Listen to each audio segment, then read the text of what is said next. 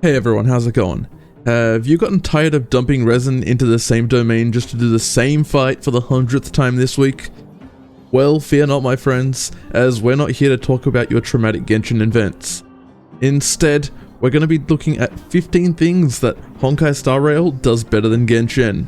Number 1 is one that you probably already know about, but it's totally revolutionary when you compare it to Genshin. The Beginner's Banner. If you remember Genshin's Beginner's Banner, it allowed you to spend 8 standard pulls for a 10 pull, or up to 2 10 pulls, and this guaranteed you a 4-star character Noelle within those pulls.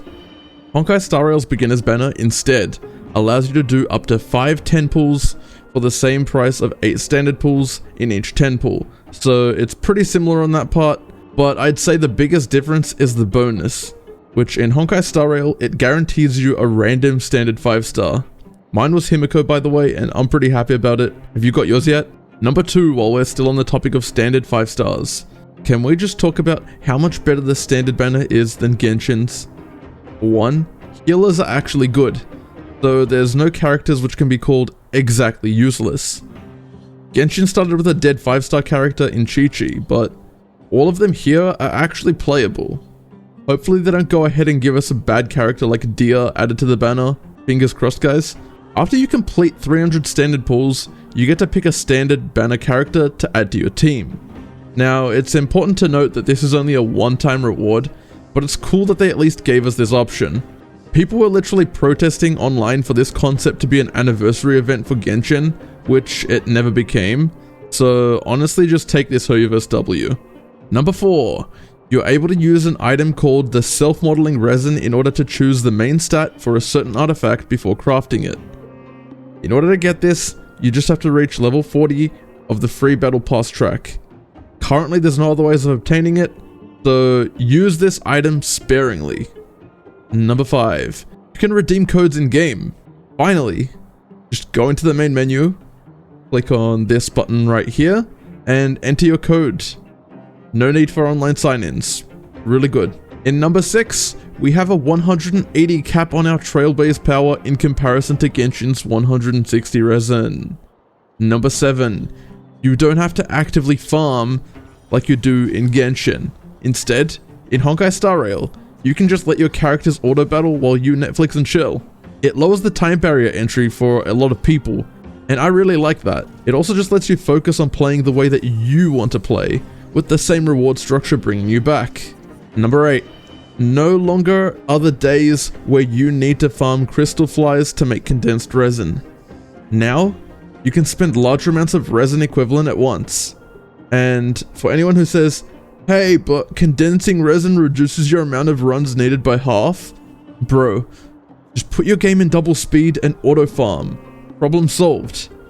And it also saves the time of having to TP to the crafting bench and having to make condensed resin too. Number 9. In the daily commissions equivalent called daily training, you can collect your rewards from the same menu that you view them in. Imagine having to teleport to an adventurer's guild. Couldn't be me. Number 10. The daily commissions flow into your regular gameplay, rather than being missions that you have to go out of your way to do. But still, if you do want to do a specific commission, it still gives you an option to do a random one daily. No more speaking to goddamn hillachils for Elon Musk. Thank you, Hoyoverse. Number 11. Crafting is done in your synthesis menu.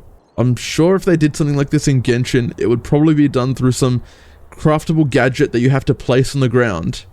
Star Rail is not relying on any of these gadgets. They simply instead have just given us a good quality of life. Hopefully this is the path they continue for Honkai Star Rail in the future, as I really don't want a pile of gadgets just to do things that should already be in the UI.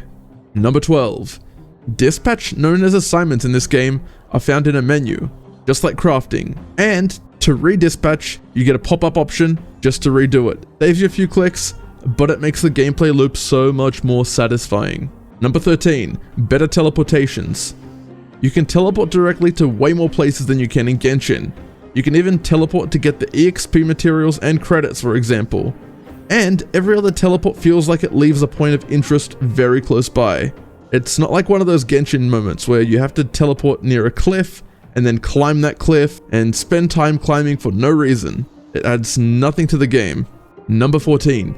The animations in Star Rail are insane. Just look at this animation. A damn space laser, and look at this. Literally sipping a coffee at the same time. Disappear among the sea of butterflies. Illusions of the past. Actually stunning. Number 15. The characters are so much more alive and individual. They don't all go chasing after the main character's approval. You got characters like Sampo Koski, what a guy. And even characters like Hook and Clara are different heights. And look at the ball joints on Herder, while there's none on Scaramouche. So if you haven't given this game a try, please give it a go. It's actually a really solid game. Like and subscribe.